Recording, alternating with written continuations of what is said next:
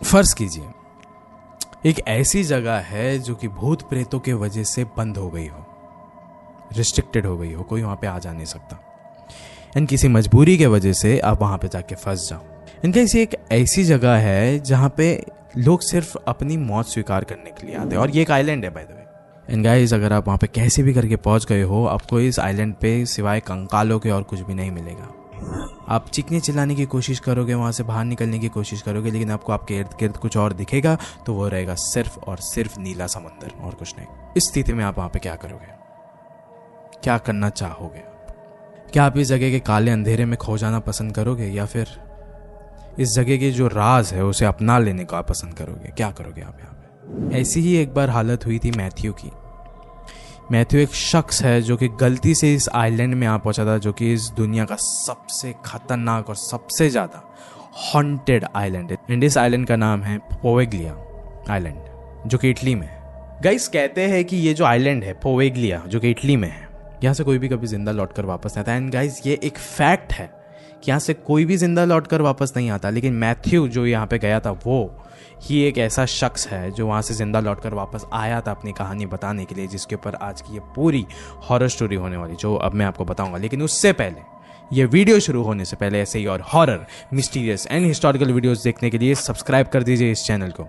अब ये कहानी शुरू होती है। गाइस, मैथ्यू एक फिशरमैन हुआ करता था जो कि इटली के वेनिस में रहा करता था, और वो फिशरमैन था, एकदम न्यू था, लेकिन फिर भी कहते ना एकदम बहुत चुलबुला आदमी था कि मतलब मैं करके रहूँगा कुछ भी, किसी को मानता नहीं था वो, इतना सिर्फ अपने में रहने वाला बंदा था। लेकिन आसपास के लोगों ने उसको कहा था कि जितना हो सके यहीं पे अपना जो टापू है, अपनी जो एरिया है, उसी में हम लोग को फिशिंग करने की कोशिश करनी है, ज़्यादा हमें दरिया पार करने की अपने को ज़रूरत नहीं है, बिल्कुल भी नहीं, क्योंकि पास में ये खतरा भी है। एंड जो ये मैथ्यू था, ये एकदम नया नया बंदा था, उसने जस्ट अभी सब कुछ स्टार्ट किया है, सो उसको इल्म भी नहीं था कि किस बारे में बात हो रही है। फिर दूसरे एक मछुआरे ने कहा कि हम पोवेग्लिया आइलैंड की बात कर रहे हैं। फिर उसने कहा ये क्या है, ये आइलैंड क्या है? फिर बाकियों ने कहा कि ये एक फंक्शनिंग आइलैंड हुआ करता था पहले, लोग आया जाया करते थे, लोग यहाँ पे फिशिंग भी किया करते थे, हर एक चीज़ होती थी यहाँ पे, लेकिन अभी यहाँ पे कोई भी नहीं जाता, ना यहाँ पे कोई रहता है, ना यहाँ पे कोई जाता है, और ना गवर्नमेंट यहाँ पे किसी को जाने देती है। तो हमको यहाँ पे नहीं जाना है, क्योंकि ऐसा कहते हैं कि ये मनहूस जगह है बहुत, यहाँ पे कोई भी जाता है तो उसका कभी कुछ अच्छा नहीं हो पाता। तो ये बात है हमारे ग्रुप में ही रहनी चाहिए कि यहाँ पे कोई भी नहीं जाएगा, बाकी जिसको जहाँ जाना जाओ, लेकिन मोस्टली अपने इलाके में ही रहना है, हमें कुछ भी क्रॉसेस नहीं करना है। तो मैथ्यू ने कहा कि चलो ठीक है, मैं तो नहीं जाऊँगा, मैं आपकी बात मान लेता हूँ सब कुछ। लेकिन उसके सेकेंड पार्ट पे, उसके दिमाग के एक सेकेंड थॉट पे ये भी चल रहा था कि अगर यहाँ पे कोई नहीं जाता है तो मुझे मछलियाँ कितनी ज़्यादा मिलेगी, ये सोचो।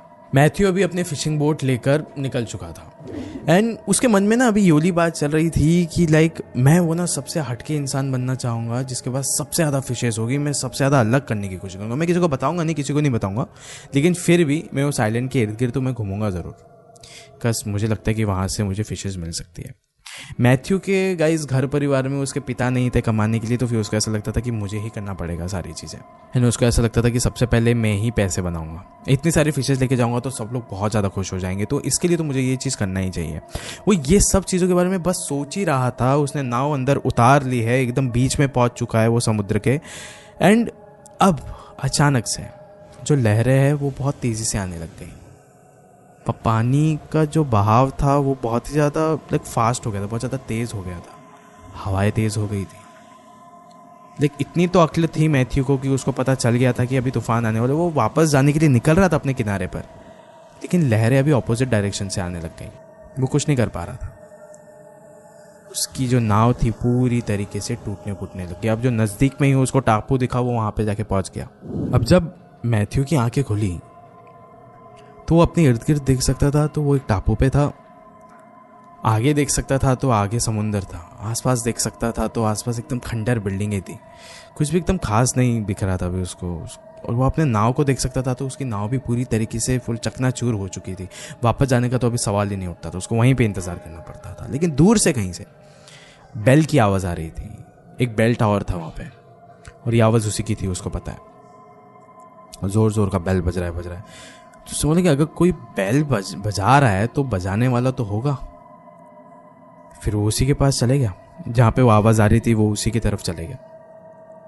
देखा, उसने देखा कि हाँ बेल तो बज रही है, लेकिन यहाँ पे आसपास है नहीं कोई। फिर उसको अचानक से एक जगह से आवाज़ आई जहाँ पे वो दौड़ते हुए गया, उसने देखा कि एक कुर्सी है, कुर्सी के ऊपर एक आदमी बैठा हुआ है, लेकिन उसकी जो शक्ल है वो उसके तरफ है, आगे की तरफ। मैथ्यू गया उसके पास एंड उसको जाके पूछा कि सर आप ही साइलेंट पर क्या कर रहे हो। वो उठा एंड उसके तरफ देखा तो मैथ्यू देख सकता था कि उसके सामने एक बूढ़ा डॉक्टर खड़ा है, उसके सफ़ेद कलर के एकदम कोट में। उसने कहा कि यहाँ पे ज़्यादा लोग आते नहीं हैं, मैं भी देखता हूँ कि यहाँ पे कोई भी आता नहीं है, हर कोई डरता रहता है, लेकिन यहाँ पे जो भी आता है मैं हर किसी का इलाज ज़रूर करता हूँ, लाइक अपनी पूरी शक्ति से। और उसने कहा कि मैं आपको भी देख सकता हूँ कि आपको भी चोट लगी है आपके हाथों पर, तो मैं इसका भी इलाज कर देता हूँ। एंड देन मैथ्यू ने अपने हाथों में देखा और कहा हाँ यार चोट तो लगी है मुझे। फिर मैथ्यू ने अपने हाथों की तरफ देखा एंड देन उसने देखा और बोला कि हाँ शायद से जब बोट टूटी थी तब कुछ लगा हो सकता है, मतलब हो सकता है शायद से लगा, मतलब दर्द तो इतना हो नहीं रहा है बट ठीक है। वो डॉक्टर मैथ्यू को अपने साथ कहीं पे लेके चला गया एंड अभी मैथ्यू देख सकता था कि एक बड़ा सा हॉस्पिटल है अभी उसके सामने।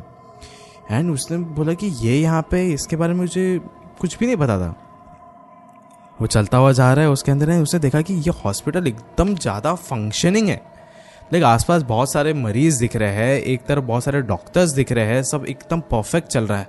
उसने बोला यार मुझे लगा यहाँ पे कोई आता जाता नहीं है और यहाँ पे कि इतना अच्छा खासा फंक्शनिंग हॉस्पिटल है यार, मुझे ये सब की बिल्कुल भी आइडिया नहीं था। फिर मैथ्यू के साथ जो डॉक्टर था उसने कहा कि आपका इलाज भी यहीं पे होगा, ये सब चीज़ एकदम प्रॉपर है, आप यहाँ पे बिल्कुल भी टेंशन मत लेना। लेकिन जब मैथ्यू उस डॉक्टर से बात कर रहा था ना तो सारे मरीज घूर घूर के मैथ्यू की तरफ देख रहे, एकदम घूर घूर के देख रहे कि ये कुछ तो एकदम स्ट्रेंज लग रहा था उन लोग को। लेकिन फिर भी ना ये जो भी कुछ हो रहा था मरीजों के आंखों में ज़्यादा खौफ लग रहा था इन सारी चीज़ों का। एंड देखते ही देखते ये जो डॉक्टर था वो मैथ्यू को एक अलग से कमरे के अंदर लेके चला गया। अंदर उसने देखा कि जितनी भी चीज़ें हैं वो बहुत ही ज़्यादा पुरानी है।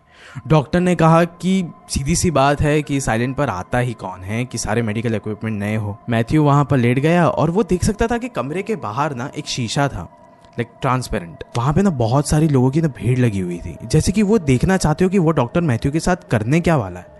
और ये सारे के सारे मरीज थे जो कि बाहर थे।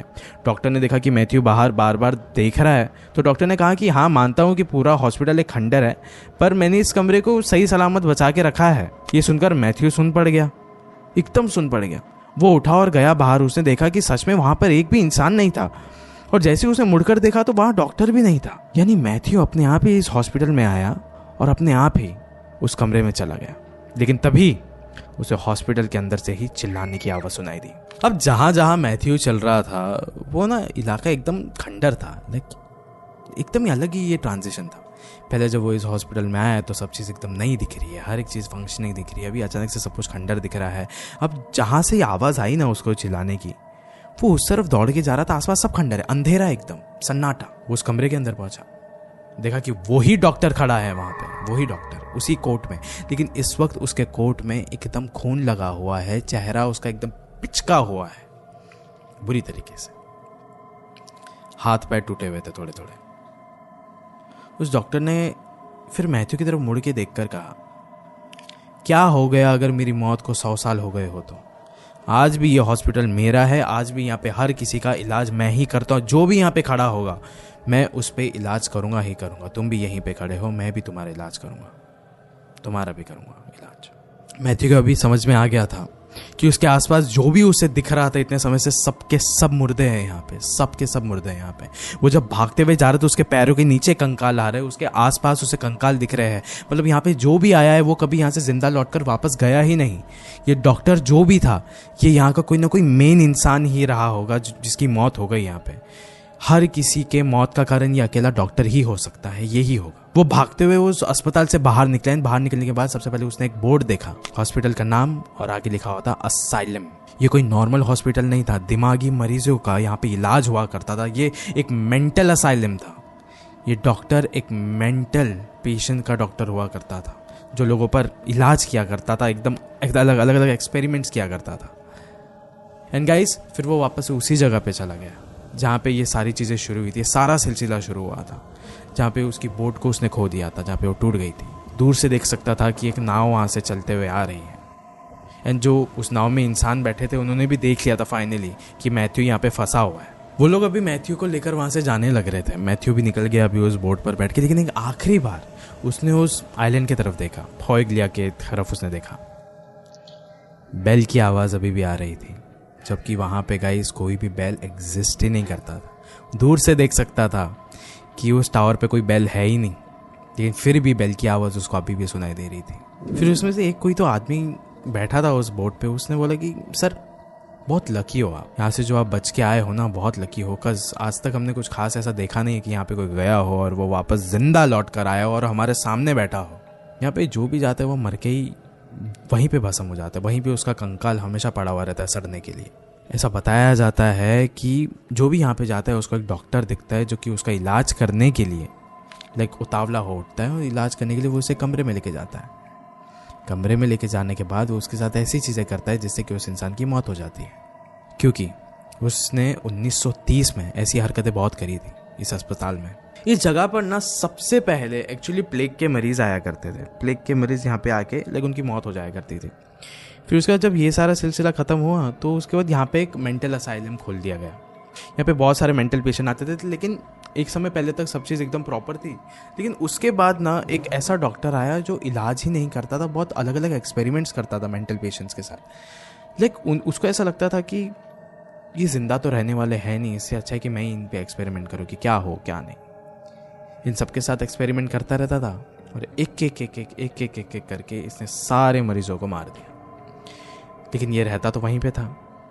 आसपास इतनी ज़्यादा आत्माएं अभी तक उसने इकट्ठा कर ली थी कि सारे भूत प्रेत सारी आत्माएं अभी उसको परेशान करने लग जाती थी। सब लोग परेशान करते थे उसको। इन्हीं परेशानों के कारण, इन्हीं खौफ के कारण वो भी एकदम पागलों की तरह बर्ताव करने लग गया था वो डॉक्टर। अब वो डॉक्टर एक मेंटल डॉक्टर बन चुका था।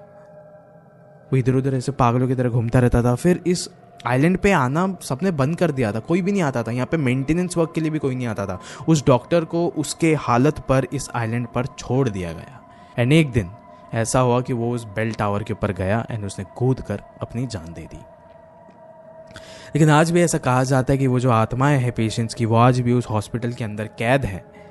लेकिन जो दूसरी ऐसी जिंदा शरीर है उसको उस हॉस्पिटल के अंदर लेके आने का काम उस डॉक्टर की आत्मा करती है, बिकॉज उस डॉक्टर की भी आत्मा वहाँ पे भटकती है कई सालों से। एंड गाइज इसी कुछ रीजंस के वजह से इटली की जो गवर्नमेंट है वो कभी भी यहाँ पे किसी को भी जाने नहीं देती, बिकॉज ऑफ यहाँ के जो डेथ के यहाँ पे जो केसेस हैं, यहाँ की जो डिजीजेस के यहाँ पे जो केसेस है, यहाँ पे जो खौफ, इतना ज़्यादा पैरानॉर्मल चीज़ें हैं, उन चीज़ों के वजह से भी यहाँ पे किसी को कोई जाने नहीं देता। It is a restricted, a band island by the government of Italy. Guys Matthew वो अकेला एक ऐसा इंसान बन गया था जो वहाँ से बच के वापस लौट के आया।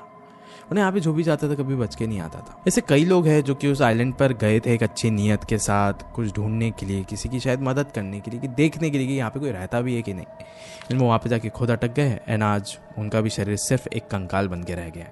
होता है ना गाइस कि ऐसी कई जगहों पे सिर्फ और सिर्फ मनहूसियत पड़ी हुई रहती है। एंड गाइस आज इस वीडियो के अंत में भी मैं आपसे सिर्फ इतना ही कहना चाहूँगा कि कहीं पे भी जाओ तो उसका इतिहास सबसे पहले जान लो। कि हो सकता है कि आप कहीं पे गए हो, आपको इसका इतिहास ना पता हो, और वहाँ पे जिसकी कुछ सालों पहले मौत हुई हो वो आपके इर्द गिर्द ही बैठा हो सकता है। शुक्रिया।